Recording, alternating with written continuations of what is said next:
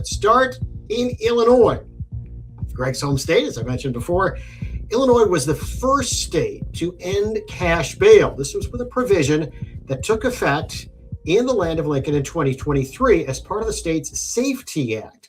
Now, Chicago Democrats started this movement first in Cook County, where there was a law there to end cash bail, and that became a statewide thing enacted in 2023. Now, supporters say crime is down in Chicago, and the data backs that up. Crime is down across the state of Illinois, as it is across most of the United States.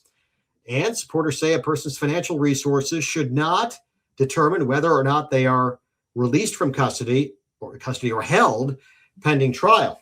And now critics say the law needs fixing, especially after a number of incidents which have received national media attention, not just local or statewide media attention. And the most recent, the alleged murder of Chicago police officer John Bartholomew.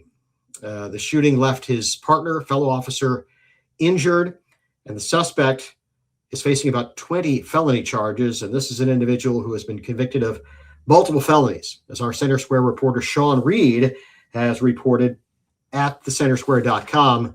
The suspect was on electronic monitoring, but was apparently not monitored all that closely as he escaped from electronic monitoring. So naturally, in the wake of this incident in Chicago, there have been calls to review the Safety Act and electronic monitoring and pretrial detention or no cash bail in Illinois. So Governor J.B. Pritzker held an event on another topic, a quantum-related event in Chicago on Wednesday. And reporters asked the governor about the Safety Act, and he has largely defended that piece of legislation. I will say that the fundamentals of the Safety Act that are in place, which allow a judge to make the decision, not just people being able to buy their way out once they've committed a crime with bail, but rather the judge making a decision about whether, with the prosecutors and the defense attorneys working together in court over the question of whether somebody whose violence should be let out in the community, and of course keeping them in jail, a decision to do that, which is something that is inherent in the Safety Act. It's one of the great things about the Safety Act is we give the judges the ability to say, no, you're not going to get bail. You are going to stay in jail. So the governor really, once again, not wavering from his support of this law. And he has been asked about other proposals. There are quite a few out there to make tweaks. In general, the initial sponsor of the legislation, Chicago Democrat Justin Slaughter, and others who have backed the Safety Act and the end of cash bail, well, they've defended this and stuck by it. And the governor essentially doing that as well. So he'll consider tweaks. He has said that multiple times, but he said in this case, the problem really essentially wasn't the law. It was a poor decision by a Cook County judge. In this case, I mean, it's a tragedy what's happened. Awful. And as you've seen in most of the cases where Republicans have complained about the Safety Act, it's actually been the bad decision by an elected judge in Illinois or no hearing at all because the prosecutor didn't bring it to the judge. And that has been a reason why somebody gets let out. A judge can make this decision. A judge should have made the decision to keep that person in jail.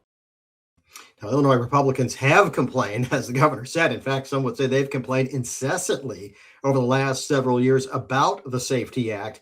They have also put forth a number of proposals in the state legislature they say would improve the Safety Act. Now, there are some Republicans as well who have called for the measure's outright repeal.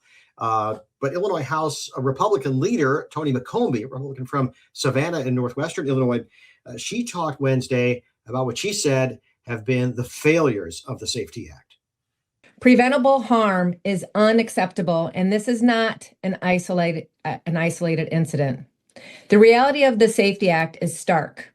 Individuals with extensive criminal histories or active charges are being released and committing crimes, serious crimes in their communities. We've seen it again and again, and to mention just a couple, there are plenty more.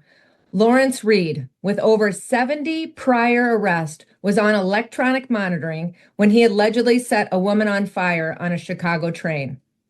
Tommy Carter, a 7-time convicted felon on pretrial release attempted to kill a man by pushing him onto a CTA track as a train approached. And like I said, there are several others just here in Illinois.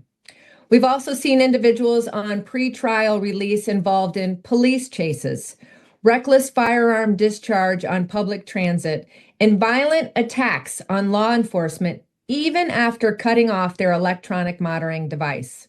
This is not a pattern, not an exception. That's Toni McCombie. She's the Illinois House Republican leader. Now, on the Senate side, there is a brand new proposal. And again, Republicans have introduced dozens of pieces of legislation to make changes to the Safety Act. One of those came from the Illinois Senate Minority Leader, John Curran. He's from Downers Grove in the western suburbs outside of Chicago. He said Senate Bill 4195 would revoke pretrial release in cases where an individual commits a felony while on release. This is John Curran, the Illinois Republican leader in the state Senate. Letting violent offenders out over and over again to commit more violent crimes isn't creating less prisoners. It's creating more victims and more chaos. This bill is a critical solution to hold violent criminals accountable and protect potential future victims. Senate Bill 4195 and the companion House Bill 5757 are basic common sense amendments to the Pretrial Fairness Act that says if you are arrested for a felony and you're on while you're on pretrial release with an ankle monitor for another felony, you are held until you have your day in court and have resolved both cases. Pretrial release is a second chance. It is not a third, a fourth, or a 12th chance to go and create more chaos in society, harm victims, or even kill police officers. Illinois Senate Republican leader John Curran. Now, Republicans aren't the only ones, though, calling for changes to the Safety Act. Illinois Comptroller Susana Mendoza, a Chicago Democrat who is not running for re-election as comptroller, but there is much talk about her running for mayor of Chicago. She made a previous run, and she is considered potentially one of the top candidates who could give Chicago Mayor Brandon Johnson a run in 2027. Well, Susana Mendoza said that she, in an article by Sean Reed at thecentersquare.com, discussed this and talked about the need for changes and that electronic monitoring as it stands isn't working. Also, Cook County State's Attorney Eileen O'Neill Burke, Chicago Democrat, same thing, calling for changes. But Mendoza in particular said that the law needs to be changed, and at least two Chicago aldermen, and all of the Chicago aldermen are Democrats, but two of the two who are not part of, say, the Socialist Caucus, who would be seen as more right-leaning Democrats, Raymond Lopez and Silvana Tabares, also came out with statements after the death of Chicago police officer Sean Bartholomew, coming out and saying, we need changes. This needs to change. So that's going to be a story we're keeping an eye on. Will there be movement in this legislative session that, we're down to just over a month left?